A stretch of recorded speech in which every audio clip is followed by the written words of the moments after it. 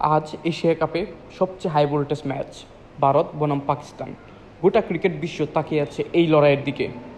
দুই দলের মধ্যে রয়েছে অসাধারণ ফর্মে থাকা ব্যাটসম্যান ও বলার। ভারতের শক্তি তাদের টপ অর্ডার, সূর্যকুমার যাদব, শুভমান গিল, সঞ্জু স্যামসন ও অভিষেক শর্মা, যারা যে কোনো সময় ম্যাচ ঘুরিয়ে দিতে পারে, যাদের ব্যাটে 4 ছক্কার ফুলঝুরি দেখেছি আমরা সদ্য শেষ ও আইপিএলে। অন্যদিকে পাকিস্তানের সবচেয়ে ভরসা মোহাম্মদ হ্যারিস, সালমান আগা ও তরুণ সাইম আইয়ুব। যদি বোলিং লাইন আপ দেখি, ভারতের ভরসা জাসপ্রীত বুমরা আর কুলদীপ যাদবের স্পিন, কিন্তু পাকিস্তানের সবচেয়ে বড় অস্ত্র শাহিন আফ্রিদি ও হারিস রফরা। বিশেষ করে নতুন বলে শাহিন আফ্রিদি ভারতের ব্যাটিং চাপের মুখে ফেলতে পারে। দুই দলের সাম্প্রতিক পারফরমেন্সও দারুণ। ভারত জিতেছে বড় ম্যাচগুলো অভিজ্ঞতায়, আর পাকিস্তান জিতেছে তরুণ পেস আক্রমণ আর দলগত খেলায়। তাহলে কে এগিয়ে, শক্তিশালী ভারত নাকি পাকিস্তান? বিরাট কোহলি, রোহিত শর্মা ছাড়া কতটা শক্তিশালী সেই ভারত দেখা যাবে আজকের খেলায়, আজকের মাঠে।